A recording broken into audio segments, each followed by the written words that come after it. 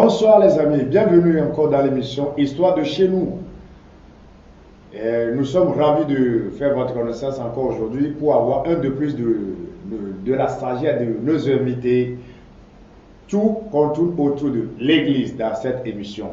Nous sommes ravis aujourd'hui d'avoir sur ce plateau l'apôtre Prince Badiene qui est sur ce plateau. Bonjour. Bonjour mon frère. Comment est-ce que vous allez? Tout est dans la grâce. Ouais, l'apôtre Badiene est un grand homme qui est venu aujourd'hui. On a passé par plusieurs moyens, des lettres sur lettres avant son arrivée ici. Sans plus tarder, nous allons lui laisser la parole. Il va faire la prière pour nous. Merci beaucoup. Seigneur, une fois encore, que ton autorité soit effective. Seigneur, accorde-nous la sagesse de parler à ton peuple, de les éclairer, Seigneur, à prendre de bons chemins et éveiller des consciences au nom de Jésus. Amen. Amen. Comme nous venons de le dire, l'émission Histoire de chez nous est une émission qui parle ou bien qui contourne autour de l'Église, le sens, le but, la vision de l'Église, pourquoi l'Église, etc. Voilà pourquoi nous sommes là et avec notre cher invité. Ok, apôtre Prince Badiene, comment est-ce que vous allez? Je vais bien. J'espère que vous allez bien. Je vais bien. Tout est dans la grâce. Nous pouvons tout par la grâce de Dieu et on a la foi. Merci beaucoup. Oui. Et bien avant toute chose, vous avez parcouru un peu le monde. Ah, c'est une grâce. Oui. Parce qu'il faut aller au-delà de ses limites pour comprendre comment les autres fonctionnent. Oui. Quelle est la différence culturelle? Même dans l'adoration, il y a des différences culturelles que nous pouvons apprendre et adapter à nos connaissances et à nos bien vivre de chaque jour. D'abord, est-ce que c'est l'adoration qui vous a fait, si on est allé jusqu'à ces endroits? Ce que je peux dire d'abord est que je puisse tout parce que c'est Dieu qui m'a donné la capacité. J'ai parcouru un peu le monde d'abord comme un pasteur qui prêche l'évangile. Et j'ai parcouru aussi le monde comme un praticien de la médecine parce que je pilote aussi une organisation non gouvernementale dans eau, hygiène, assainissement, sur le développement durable. Okay. Donc, nous avons compris très tôt que le royaume de Dieu, c'est le spirituel et le physique. C'est notre monde physique et le monde de l'esprit. On ne peut pas être en bonne santé spirituellement et ne pas savoir comment gérer le monde cosmique, le monde que nous avons. Merci beaucoup. Alors, vous avez fait à peu près combien de pays déjà? Ah, là, c'est de l'exercice.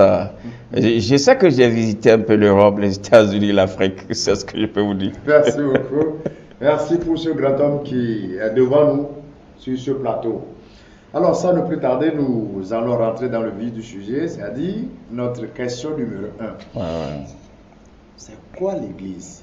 En tant qu'un apôtre, un homme de Dieu, c'est quoi l'Église?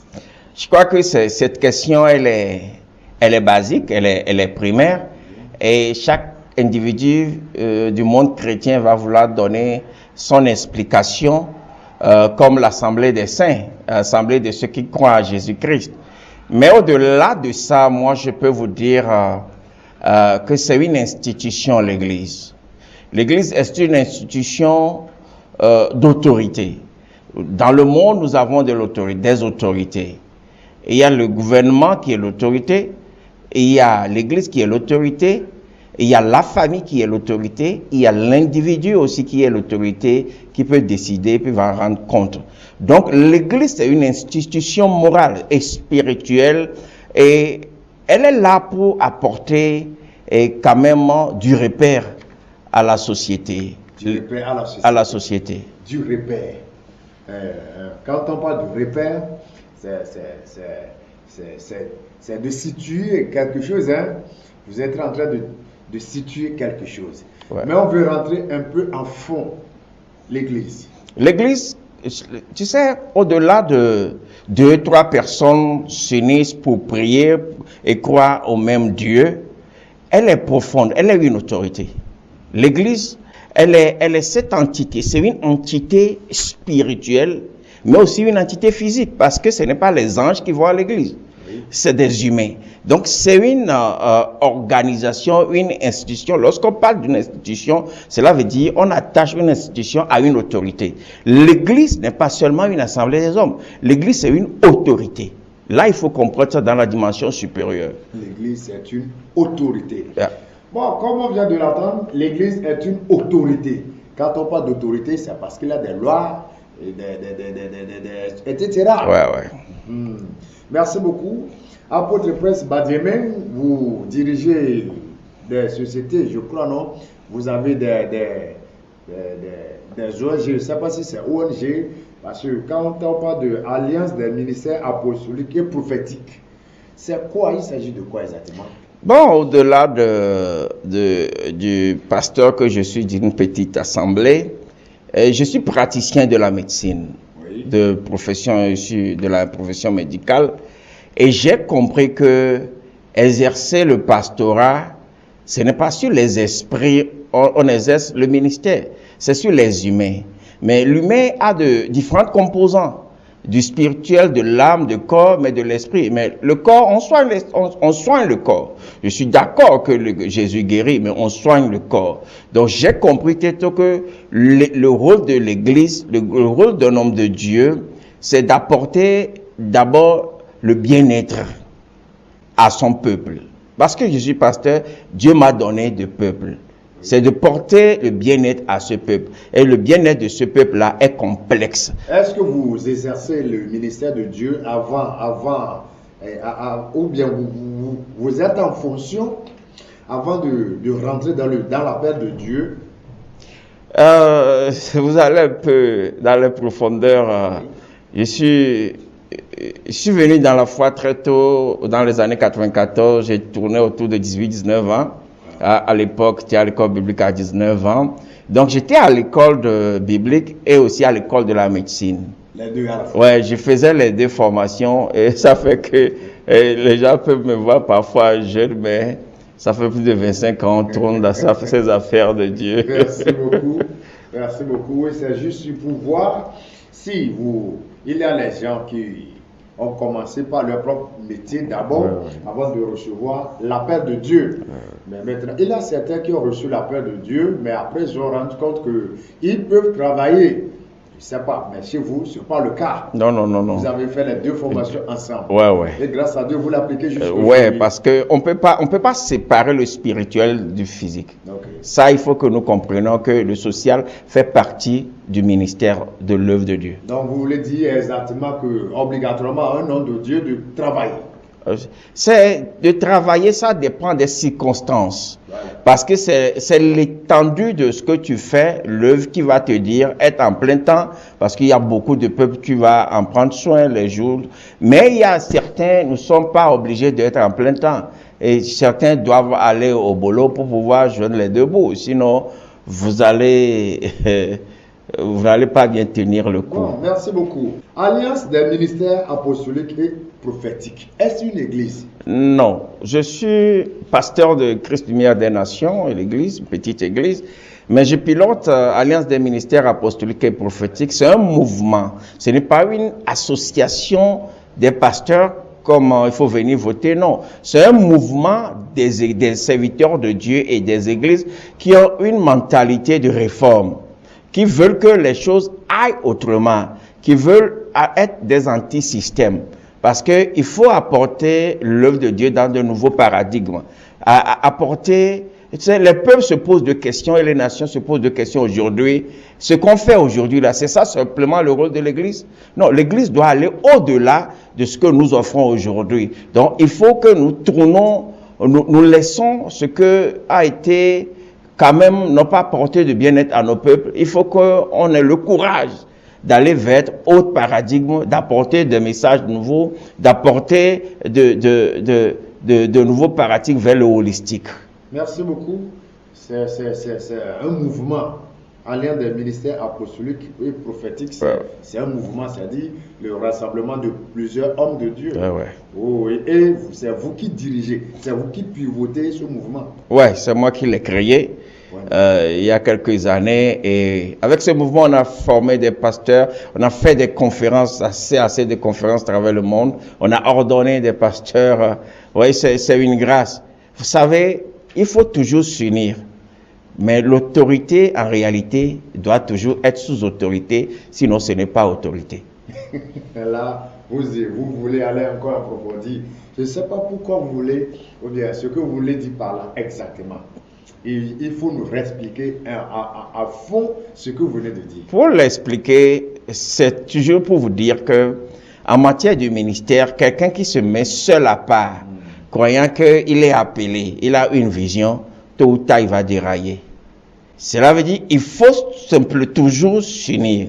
Il faut être sous quelqu'un. Moi, je suis pasteur, je suis père des gens, mais je suis fils aussi de quelqu'un. Ok.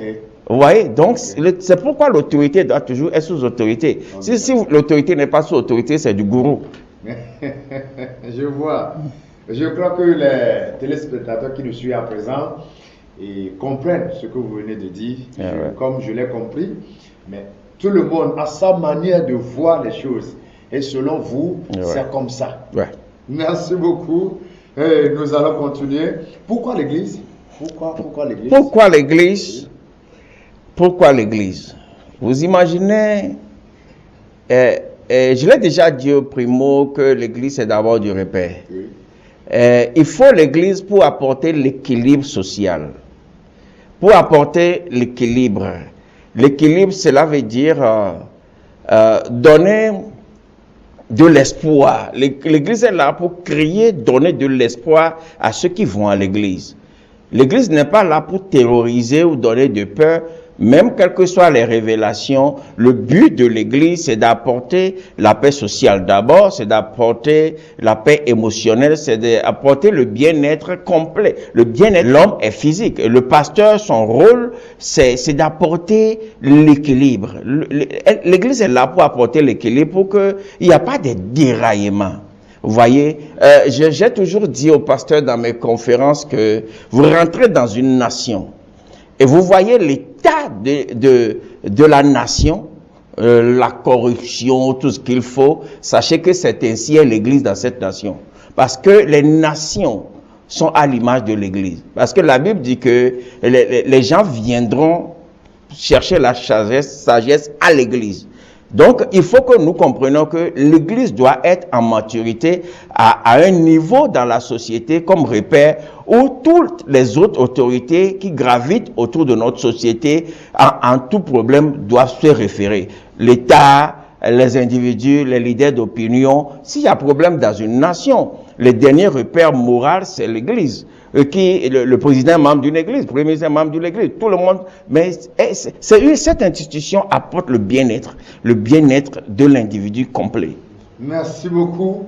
Vraiment, vraiment, je suis très ravi de cette réponse. C'est que l'église est un point de repère, ça dit que tout le monde en fait partie. Ouais. C'est un lieu de consolation, si je vous suis bien. Il faut consoler. Oui, c'est un lieu d'encouragement. C'est ça. C'est ce que vous voulez dire. C'est l'espoir. L'espoir. L'invisible sera visible. Ou bien? C'est ça. Vraiment, vraiment, vraiment. Et comment est-ce que votre église est créée, est née? Comme je l'ai dit, le ministère que moi je pilote, l'Église chrétienne des nations, est née il y a presque 20 ans. Vous savez, moi-même, je suis arrivé dans la foi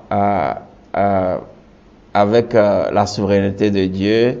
J'étais très malade, ça je vais te dire, ce témoignage, j'étais très malade de la fièvre typhoïde, où mes intestins étaient troués, et j'avais 17-18 ans. J'étais hospitalisé, les médecins disent qu'ils ne peuvent même pas opérer parce qu'il y a trop de trous sur les intestins. C'est la fièvre typhoïde grave. Donc on m'a laissé partir à la maison et une nuit, je voyais Jésus-Christ. Nous, on était enfants de cœur, on était catholiques. Mais j'ai vu Jésus-Christ. J'ai voulu le voir par face, il y a trop de lumière. Par le bas, trop de lumière. Et il m'a touché, il m'a dit, mon fils, tu ne vas pas mourir. Tu vas prêcher l'évangile dans le monde entier. Et il m'a donné beaucoup d'argent. Et je me suis réveillé. Vous imaginez un jeune homme qui n'est pas du monde pentecôtiste charismatique qui voit cette révélation. Et je me suis réveillé et Dieu m'a dirigé après vers une petite église pentecôtiste naissante. 3 mois, j'ai été baptisé. 6e mois, je suis dans l'école biblique. Et je suis dans ça jusqu'à ma 25e année du ministère. Ouais, c'est comme ça votre église est née. Non, ça c'est comme ça vous avez. Moi j'ai reçu l'appel et commencé à travailler pour Dieu. Oui. Oui. Maintenant, après avoir reçu l'appel, être formé, après avoir été formé maintenant, comment est-ce que vous avez débuté l'église? Comment est-ce que l'église, votre église est née? Vous avez commencé par rassembler les gens sur une place publique dans votre chambre. Comment est-ce que votre église? Au-delà de... J'ai fait beaucoup d'actions en milieu ruraux. Parce que je suis dans la médecine, on servait dans les lieux reculés. Oui. Donc, on allait à l'évangélisation, on prêchait l'évangile, les gens recevaient Christ, les gens étaient nés de nouveau, mais il faut les réunir quelque part. Oui. Donc, au début, on donnait cette nouvelle âme à l'église du milieu, et après, on s'est jugé nous-mêmes de commencer à installer les églises. Donc, un peu partout, on a installé. Merci beaucoup. Et vous avez dit 2 noms, le nom de votre propre église. C'est l'église Christ Lumière des Nations. Christ Lumière des Nations. Oui. C'est différent par rapport au mouvement. Au mouvement, je crois. Oui. Vous dirigez les 2. Oui. À la fois. À la fois. Vraiment. Vous êtes puissant. C'est une grâce. Vous arrivez à maintenir tous ces gens-là? C'est la grâce. C'est la grâce. On ne peut faire ce que Dieu t'a donné. Ok, on continue toujours dans l'émission avec notre cher invité, l'homme rare. Hein? C'est un homme rare. On a dû lutter avant de l'avoir. Merci beaucoup qu'il soit parmi nous aujourd'hui. Mais voici ma première question. Est-ce que l'église, c'est un lieu de commerce? L'église, de business? Cette question est pour moi, un peu bizarre. Oui, parce qu'on cotise à l'église. Hein? Comme je l'ai dit auparavant, l'église, c'est aussi l'association des hommes, là où les hommes s'unissent. Et là où les hommes s'unissent, même si on prie, il y a les dons spirituels qui s'exercent pour le bien-être des peuples. Sachez que tous les problèmes ne sont pas spirituels. Il y a les problèmes émotionnels, mais il y a les problèmes physiques. Et lorsque la Bible a parlé d'aider les veuves et les orphelins, lorsque vous avez loué, vous voulez payer l'électricité, ce n'est pas par la prière. Donc il faut, là où il y a l'église, il y a obligatoirement l'argent. Maintenant, la question est que c'est comment vous gérez l'argent. Non, pas comment vous gérez, mais comment vous l'avoir. Comment, par quel moyen vous passez pour avoir de l'argent? Est-ce qu'il faut vendre dans l'église? Est-ce qu'il faut vendre dans l'église? La Bible a parlé des offrandes, des dîmes, mais vendre dans l'église, moi, j'ai jamais vu. Dans la Bible, on nous a donné du précepte à aller vendre dans l'église. Je ne pense pas que ni le don que j'ai doit être vendu, ni l'eau pour vendre. Non. Qu'est-ce que vous pouvez nous dire à propos de la fête des moissons, par exemple? Fête des moissons, est-ce que je ne veux pas frustrer les gens, parce que moi, j'en fais pas. La façon dont j'ai enseigné mon peuple, si nous avons un projet à faire à l'église, j'ai dit, voici le projet, combien on a besoin, on dit, chacun donne. Et cette cotisation va à un comité, et ce comité la gère et fait tout. Mais moi, je ne passe pas par différents moyens pour avoir de l'argent. Non, les gens, la Bible a parlé de, si vous donnez avec contrainte, vous n'aurez pas de récompense. Voilà. Tout ce que les gens doivent donner ça volontairement et avec joie. Sinon, au-delà de ça, chacun est responsable de ses actes. Chacun est responsable de ses actes. Donc, ceux qui vendent à l'église et ceux qui font des trucs bizarres pour recevoir de l'argent à l'église, c'est leur acte. Ils vont en rendre compte un jour. Et j'en juge pas. Ok. Oh non, nous ne sommes pas là pour juger. Ah oui, moi je juge. Pour analyser, pour vérifier certaines choses. L'heure du jugement. Merci beaucoup. Mais le fait, Revenons toujours à propos des cotisations. Est-ce que c'est obligatoire aux fidèles de cotiser à l'église? Est-ce que c'est obligé? Est-ce que c'est obligé? Oui. Pourquoi? Si quelqu'un, je t'ai dit que il y a l'action spirituelle, il y a l'action physique. Oui. Si une personne est malade à l'église, au-delà de la prière, il faut aller à l'hôpital. Ce n'est pas avec la prière qu'on va aller à l'hôpital, il faut l'assister. Si quelqu'un est décédé à l'église, vous voulez l'assister et avec tout ce qu'on fait pour l'enterrer, il faut acheter des cercueils. Ce n'est pas avec la prière. L'église, on ne peut jamais dissocier l'église de l'argent. Mais ça dépend de la manière que vous faites pour avoir l'argent. Donc quand on parle d'église, on parle d'argent. On parlera de l'argent. Obligatoire. Obligatoirement, sinon l'électricité, ce n'est pas par la prière, on a l'électricité, il faut payer la facture. Qu'est-ce que vous pouvez dire à ceux qui ne cotisent pas à l'église? C'est leur opinion et c'est leur choix. Aucun pasteur ne peut dire ne cotisez pas. Vous allez apporter votre cotisation, mais chacun donne selon ses moyens et ses capacités. Donc, mais il n'y a pas un prix calé. Non, il n'y a pas de manipulation. Je n'ai pas besoin de prendre du verset pour manipuler là. Parce qu'il y a on peut manipuler avec l'évangile. Donnez-moi un exemple. Tu sais, moi, je peux avoir une motivation de besoin maintenant. Je peux avoir du besoin. Et je prends un verset. Et je vais développer ce verset jusqu'à créer du pitié dans la personne pour donner au-delà de ses capacités. Juste pour assoupir moi mes besoins. Et ça, je crois que c'est l'escroquerie, ça, non? Qu'importe le nom que vous allez donner, mais sachez que là où il y a Jésus-Christ en a pris 12, il y a Judas là-bas, même nous aujourd'hui on est au-delà de 12. Attendez voir ça. C'est pas facile. Je suis en train d'imaginer ce que vous agissez, ce que vous traversez. Des pas plusieurs membres et puis votre association, c'est-à-dire le mouvement. Je suis en train d'analyser pour voir exactement ce que vous traversez. Vraiment beaucoup de courage. Merci. Mais revenons toujours à ma question. Ouais. Les fidèles qui viennent à l'église, chez vous, Ouais. vos fidèles qui viennent à l'église, il y en a parmi eux d'autres qui n'ont pas de l'argent qui peut venir cotiser. Alors comment gérer leur cas? Qui n'ont pas, ils peuvent venir, mais pas de l'argent pour donner. Ils n'ont pas de l'argent pour donner. Mais il n'y a pas de cas à gérer. Il n'en a pas. Qu'est-ce que vous allez faire? Ah bon? Il n'en a pas. Vous partagez la bénédiction et reçoit. Au jour où il en aura, il viendra donner aussi. Et il peut aussi bénéficier de la bénédiction là. Oui. Dieu, c'est le cœur dans lequel Dieu voit. C'est dans nos cœurs. C'est avec le cœur. Tu sais, nos pensées peuvent nous tromper, mais nos cœurs ne nous trompent jamais. Oui, puisque on vient de dire, là où il y a l'église, on parle d'argent. Et on dit souvent que nul ne peut jamais venir à l'église sans l'argent. Non, où tu as trouvé ça? Que nul ne peut venir jamais à l'église sans l'argent. C'est ce que nous sommes en train de dire. Non. Moi, si j'écoute. Non. Les gens peuvent venir d'abord à l'église à la recherche de Dieu. Si vous en avez de quoi vous donner, si vous n'en avez pas, vous ne donnez pas. C'est le principe, point. Et si tout le monde ne donnait pas? Et si tout le monde ne donnait pas, est-ce que la société peut fonctionner? Est-ce que tout le monde peut ne pas avoir aussi? Parce que nous ne sommes pas égaux dans la société. Dans une église, il y a les pauvres, il y a ceux qui travaillent, ceux qui vont marcher, et on a de différents salaires. Chacun en donne. Et ce n'est pas seulement les peuples qui donnent. Le pasteur donne, moi je donne. Le pasteur aussi donne? Le pasteur donne, moi je donne à l'église. Je veux qu'on construise quelque chose. Obligatoire. C'est une obligation. C'est une obligation des fidèles de donner. C'est une obligation au pasteur de donner. Parce que vous êtes, les gens vous suivent, vous êtes du... Lui, il est déjà pasteur. Non, tu es du repère, c'est ce que tu fais que les autres font. L'argent là ne vous revient pas. Non, je ne suis pas trésorier. Si vous allez dans une église, le pasteur est encore trésorier, quittez.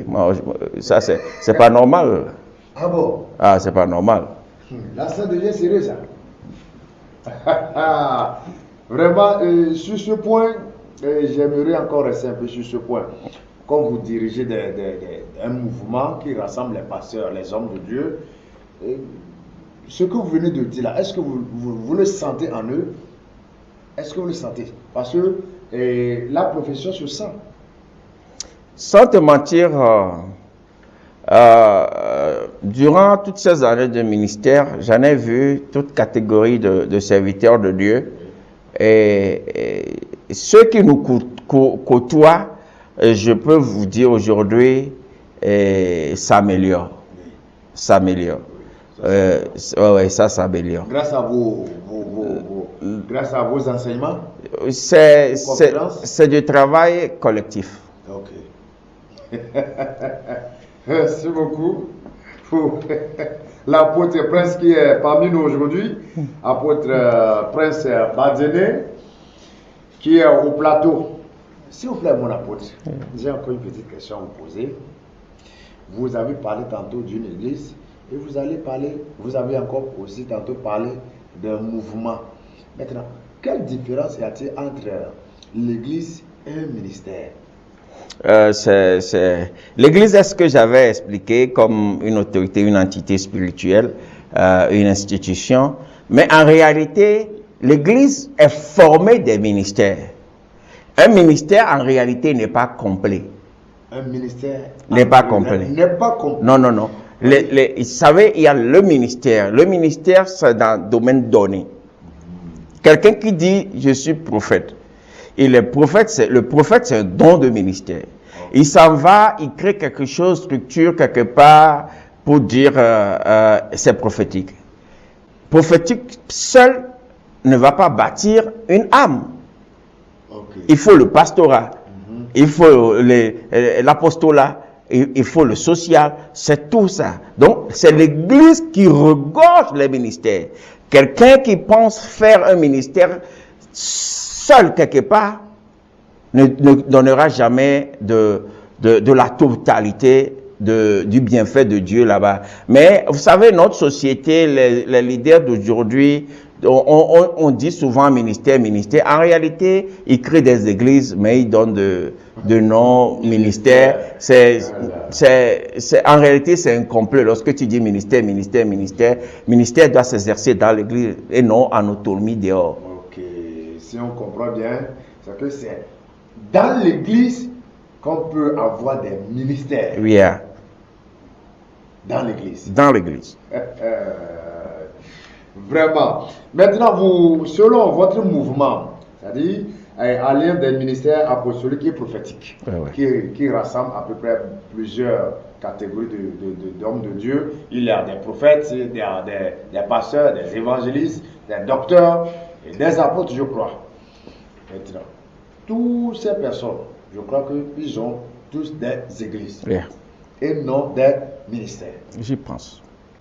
La réponse n'est pas totalement claire. Hein. Tu sais, vous pensez, c'est-à-dire que vous êtes le fondateur de ce mouvement.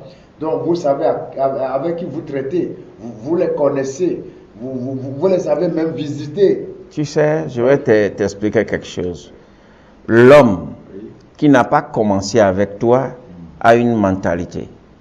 Et lorsque ces hommes, vous réunissez, il faut avoir de la sagesse pour les gérer.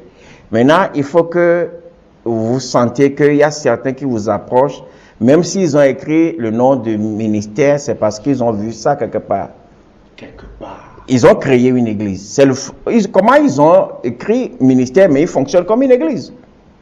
Vous allez dans leur fonctionnement, ils fonctionnent comme une église, mais ils ont mis le nom ministère. C'est le pourquoi en matière juridique, il n'y a pas ministère. En matière juridique, il y a l'église. Au niveau de l'État, il y a l'église, il n'y a pas ministère. Ministère ne veut rien dire. Ministère, c'est incomplet.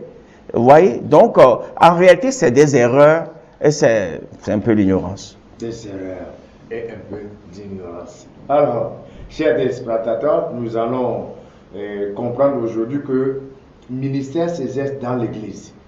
Le ministère n'est pas à part pour dire que moi, mon ministère c'est ça, mais tout s'exerce dans l'église. Yeah. Si je vous suis bien. Yeah.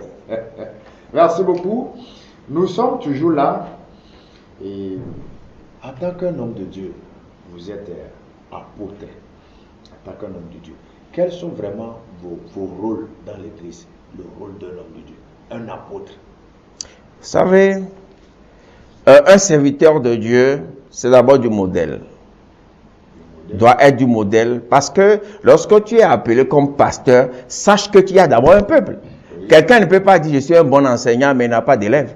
Ça ne veut rien dire. Oui. Donc lorsque je suis pasteur, ça veut dire que j'ai derrière moi un peuple. Et pour ce peuple-là, je suis d'abord du modèle.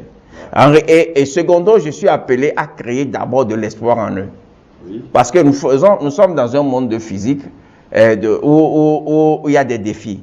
Donc, je suis appelé à créer de l'espoir en eux. Et je suis appelé à leur apporter du bien-être complet. Le bien-être complet.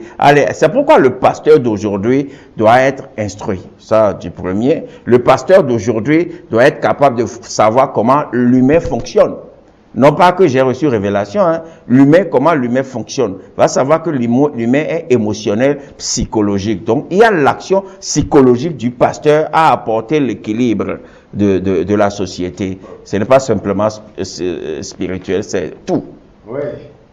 Maintenant, la vision, votre vision, sur les deux plans, c'est-à-dire au niveau de l'Église et au niveau du mouvement. Ouais.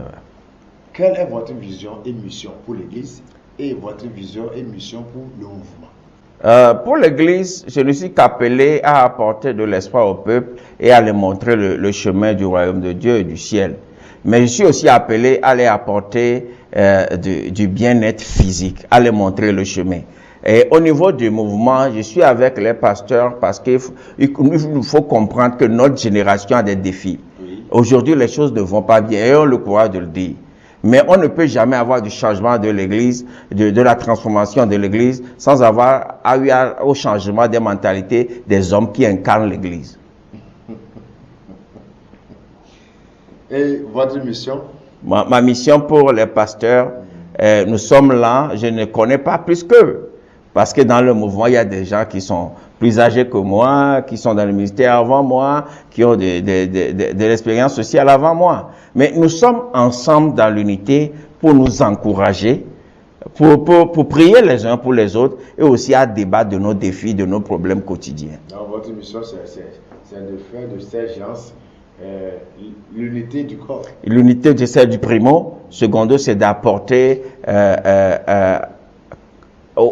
à la société, comment l'Église peut influencer la société. Je dis aux pasteurs souvent, les gens pensent que l'Église ne doit pas faire la politique. Oui, l'Église ne fait pas la politique. L'Église ne prendra jamais le pouvoir d'État, mais l'Église influencera le pouvoir d'État. Ça c'est autre terrain. Hein? Et s'il arrivait que Dieu dit à un pasteur d'être président, Dieu tracera le chemin. Alors il a pris la place du président, ça hein? Mais Dieu tracera le chemin. Vous voyez, parce que Dieu... Il y a beaucoup de gens qui se disent aujourd'hui, tel que vous l'avez dit, que l'Église ne doit pas faire la politique. Mais le milieu où vous êtes là. Est-ce que le truc est que lorsqu'on parle de l'Église ne doit pas faire la politique, l'Église fait la politique. Lorsque moi je suis à l'Église, et le rôle de l'Église c'est d'éduquer les peuples. Oui. L'État a un rôle de nous assurer, nous, Église, le bien-être administratif. Moi, comme pasteur, et nous, comme Église, nous avons le rôle d'éduquer les peuples et à apporter à l'État le bon citoyen. Le bon citoyen. Yeah. C'est ça à travers l'Église. À travers l'Église, parce que l'Église, c'est éduquer les peuples. J'enseigne aux gens de ne pas voler. Ouais. Et si les gens ne volent pas, l'État est en sécurité. Donc l'État doit me protéger. Est-ce qu'aujourd'hui les hommes de Dieu sont protégés par l'État? On a un problème de défi. On a un problème aujourd'hui. Et pourquoi c'est ainsi? Je peux dire non. L'État fait ce que l'État peut. Ben, l'Église n'est pas encore arrivée à cette maturité d'influencer l'État dans notre société, surtout francophone. Surtout francophone. Ouais, je suis sûr de votre réponse, c'est parce que vous avez fait un peu dans le monde. Hein? Ouais, tu sais, dans chaque société, dans l'Église, il y a ce qu'on appelle les pères. Et les pays francophones n'ont pas encore de repère paternel pour à un moment dire État, ça suffit comme ça. Pour que les gens, vous savez, il faut que l'Église arrive à cette maturité. Il faut que les serviteurs de Dieu soient des hommes de la foi pour se démarquer où les politiques, les leaders d'opinion peuvent se référer à un moment des problèmes. Mais nous sommes sur le chemin et on croit que nous ferons ce que nous pouvons, mais la génération future aura à faire ce défi. Quel défi vous lancez aux autres pasteurs qui vous écoutez tout de suite? L'humilité. L'humilité. Toutes ces choses-là, tu sais, c'est l'humilité qui est la base. Aimer ce que tu fais. Vous voyez, je ne suis pas dans l'œuvre parce que j'ai besoin de l'argent, non. Ceux qui me connaissent, moi, Prince Badiene, savent qui je suis, ce que je fais. Bon, est-ce que c'est obligatoirement à un pasteur d'avoir une église? Vous ne pouvez pas être en l'air. Je vous ai déjà dit comment vous pouvez me dire que vous êtes un bon enseignant, mais vous n'avez pas d'élèves. Vous n'êtes pas... Aujourd'hui, il y a certains pasteurs qui sont appelés, ils sont des hommes de Dieu, ils sont apôtres. Quand vous les demandez, ils disent, je suis apôtre, je suis prophète, je suis évangéliste, pasteur, mais je n'ai pas d'église. C'est dangereux. Il y a deux choses. Si vous rencontrez vous-même quelqu'un en chemin, il dit il est apôtre, il a une grosse Bible, demandez-lui où tu sers. Est-ce qu'il sert dans une église?